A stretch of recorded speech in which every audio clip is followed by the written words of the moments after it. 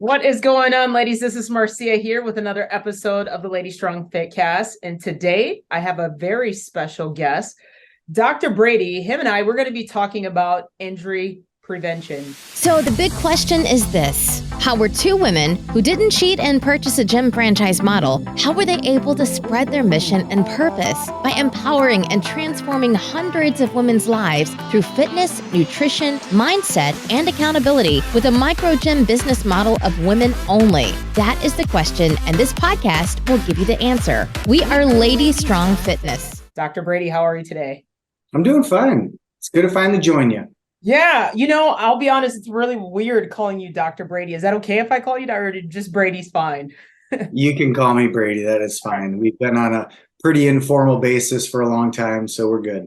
That's fair. So let's talk about that for a second before I begin. So I met Brady, I want to say 6 years ago. At least, yeah. Yeah, 6 years. It's crazy. When I moved back to Illinois to pursue fighting full time, I was working with a chiropractic company in South Dakota, Health Source, and they actually referred me to you. And my God, lo and behold, I can't make this up. This man's hands is a genius. I've worked with many doctors before, and I rave about how well your practice is and how you educate your members or your customers. So I thank you for keeping me intact over the course of the last 6 years. It's been a challenge. It has, to say the least. You do a really good job of beating up your body with all the different things that you do. Very much so. So I know who you are, but for our audience that's tuning in today, can you please tell a little bit about yourself? Yeah, I've been a chiropractor now for over 20 years. Being in the chiropractic profession, most chiropractors are entrepreneurs. By default, they have to own their own business. And I didn't really know how to do that well. I knew how to take care of patients, but I didn't know how to run it like a business. So, as you mentioned, Health Source, it's a chiropractic franchise group that I got involved with to help me run and analyze the business side of it a little bit more. Did really well with the model, had a couple franchises or offices over the years, and then worked my way up the ranks and now do their clinical education and training for them at the corporate level. So yeah, it's been a good journey. Now I write their rehab programs and use some of my experience and knowledge and try to make it teachable and scalable to all the offices around the country. I love that. Thank you for sharing that. So, Lady Strong Fitness, our modality is all about functional training, higher intensity, incorporating a lot of free weights. And I want you to just, tell us why it's important to, what can we do? Let's back over. So what can we do to prevent injuries prior to doing the HIIT classes? Yeah, a lot of people's misconception about chiropractic, the idea of it and why we're actually having this conversation. It's not just about trying to fix back pain. It's about trying to make the body move more efficiently. So then when you load it, you do the different activities and the resistance training, you don't overstrain, overtax joints, injure tissues, things like that. So it's really about trying to improve biomechanics, make your body move better, make joints go through their full range of motion, make sure the muscular system is working through its full range of motion. So when you do go and load it, you're less likely to injure. Mm-hmm. One of the things with, exercise in general is, people tend to push themselves through injured tissue. And when they're hurting and they're in pain and they just think, well, it'll just work itself out, it'll go away. But we all know the body is a master compensator, and it's going to try to do whatever it can, as efficient as it can, to get through whatever strain or challenge we're putting our bodies through. Sure. So, from a chiropractic perspective, you just got to be careful about trying to load injured tissue and making sure that you're doing the proper things to prepare your body for the type of challenges that you're going to be putting it on, whether it's resistance training, whether it's cardiovascular, whether it's HIIT training, whatever it is. It's just being mindful that when your body is struggling, when it's in a little bit of a compensation mode, when joints are aching at the end ranges and different movements that you're doing, you just got to be careful about how you load the body. Yeah, I would 100% agree with you there. There's something that you told me a while back that I recall there was an injury that I had. It was like, correct me if I'm wrong, it was like after 2 days, if it's still, in pain, then something needs to be worked out. Now, maybe you can rephrase that into, layman terms or simpler terms, but People have a tendency to almost neglect and say, oh, it'll get better over time. But I know now, just based on you educating me, that's not the case. So Well, what do you yeah, recommend? it's a great, I mean, the body muscles you tear every time you work out. It's not the workout that makes you stronger. It's the recovery from the workout that makes you stronger. You're basically tearing tissue and you're loading it with a stress that the body isn't prepared to handle. So it heals from that stress or strain or load that you're putting it on. So the next time you expose it, it can handle it better. So it makes it stronger in the recovery from the damage you just exposed it to. Muscles have a really rich blood supply. They heal really quickly, even after some of your toughest workouts where you're really, squatting hard or, lifting a heavy bench or anything. Your body's sore for 2 or 3 days, usually at most. That's about how long it takes for the inflammatory process to peak out and your body to heal and recover. Anything that lasts longer than that, now it's an injured tissue. You're loading that tissue too much, or there's a compensation going on in your body where the muscle just can't rest. It can't recover because we keep loading it and loading it and loading it. And so that's where you're exactly right. If something is hurting longer than 2 or 3 days, it's time to start figuring out what's going on. Why is that tissue working harder than it should be? Why is it carrying too much load? What isn't working that I might need to address that is causing that? Because muscle strain, it's your body's reaction to an overloaded stress on a tissue. So when you're feeling that inflammation, when you're feeling that tissue tear, it's not that muscle's fault. So it doesn't always be, in your best interest to just go beat it up and stretch it and strain it and pull it and try to elongate it.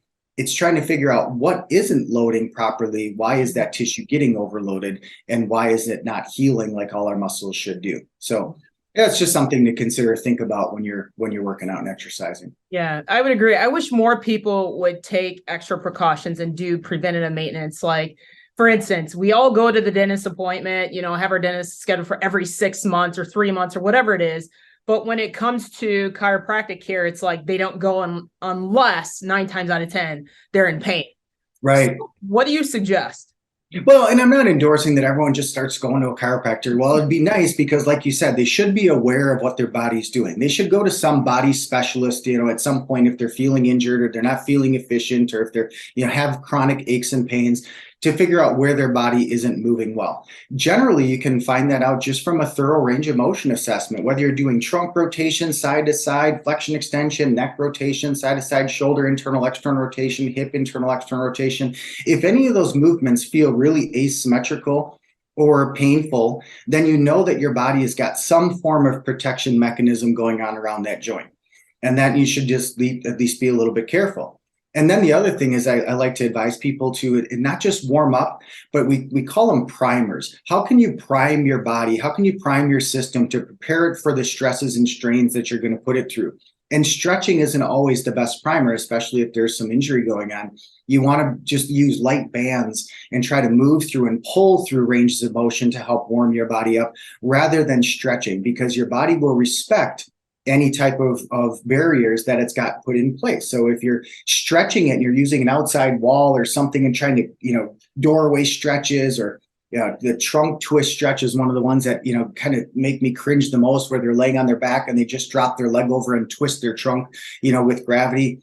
If the joints are feeling achy and protective, it's going to stress and strain that joint or the tissues around that joint, which could make you more irritable. Your body could get irritated. So you're better off taking a light resistance band and pulling through trunk ranges of motion, maybe doing some pushing exercises through a full range of motion, doing some light pulling exercises with adding trunk rotation, do some band, thoracic extension exercise to warm up those muscles, because those are ones that tend to get overstrained with sitting in bad posture. Yeah. Doing some light neck exercises with some bands going side to side to warm those tissues up. It's just better to warm up well, activating and using light resistance to move you through ranges of motion rather than stretching to try to increase range of motion. I'm glad that you brought that up, and here's why. We restructured on how we do our warm-ups just based on you educating me on passive and active exercises. So we're incorporating more bands into our warm-ups. And let's talk about that, because it's best coming from you than it is from me. And I know you kind of hit on it a little bit, but let's talk about like the active and passive again and why it's important. prior Yeah, to. there's a time and a place for both. Passive is just using gravity or some outside force to encourage a range of motion. It could be a partner stretch. It could be, using a doorway or gravity to help stretch and push through a range of motion. It can even be, laying over a foam roller and stretching your back over a foam roller. Those are all passive.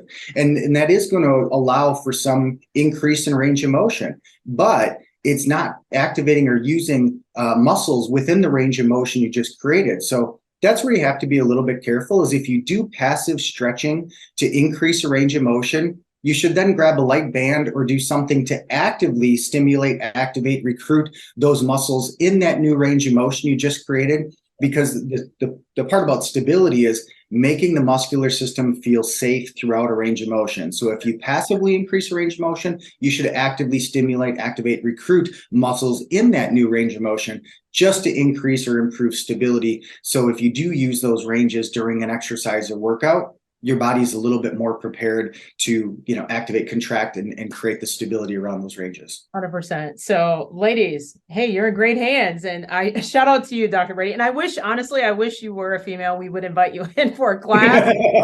But we do a lot of the active and then passive and active. If we are stretching out our hip flexors with the band, then we're making sure after that, maybe we do a squat or whatever it is. So thank you for that. Let's talk about cool downs, because we also cool down after our workout. Why is it important, and how can that help women perform better in their workouts? Yeah, same thing. It's just kind of letting the body start to come back down. That's actually a better time to do any type of passive ranges of motion, gentle stretching. Again, if there's any injured tissue, you want to be mindful not to stretch that. But after the muscles are going to start cooling down, that's the time to elongate and make sure they're moving through their full ranges of motion, whatever those types of movements are. It's very, rest is important. You need to make sure the tissues are fully lengthened, and then you need to let them rest and recover. So hydration is important. If you're doing a lot of sweating, you might need to replace electrolytes to help with recovery from that. And if you're doing heavy resistance days, you got to make sure you alternate different regions of the body. So the cool down process and then the resting and recovery process are both areas that need to be respected, because that's what's going to allow your body to heal optimally so that you can go back and re-challenge it again. I like that. So I like to end each episode with giving advice. If this could be for a novice member, a beginner, anything whatsoever, what would that advice be? Wow, that's a tough one. Just pulling this out of left field. First is respect your body's signals. If your body is trying to tell you something, listen to it. If you push through pain, if you try to, push it into ranges it doesn't feel comfortable with, know that you're at risk for injury. And then the second thing would be, don't try to stretch or elongate injured tissue. Your body is trying to prevent you from going into movements it doesn't feel safe and comfortable. So if your body is trying to, tighten up an area, especially if it's asymmetrical and one side isn't doing something as well, don't try to stretch through it, because your body is going to, pick that up as being, I'm already injured. I'm already feeling unsafe. I don't want you to go into that range, because the joint, the ligament, the tendon, the muscle, something is not working right in that range. And if you try to violate that protective mechanism, your body is just going to try to tighten back up and protect you even more. So it sometimes stretching into your tissue can actually lead to more tightness. So, those would be a couple of my key things, key thoughts, key takeaways for your listeners. Love it. Ladies, do not ignore those signals. Pay attention. So thank you so much, Doc. I appreciate you being on here today. Ladies, thank you so much for tuning in of another episode of the Lady Strong Fitcast. Have an amazing day, and we'll catch you on the next episode. Take care, guys. Bye. Thanks for joining us today. If you like this episode, subscribe to our YouTube channel or find our podcast on iTunes, Google Play, Spotify, or whatever your favorite place is to listen to podcasts. And if you really liked this episode, please leave a review for us on iTunes. Thanks, and we'll see you next week.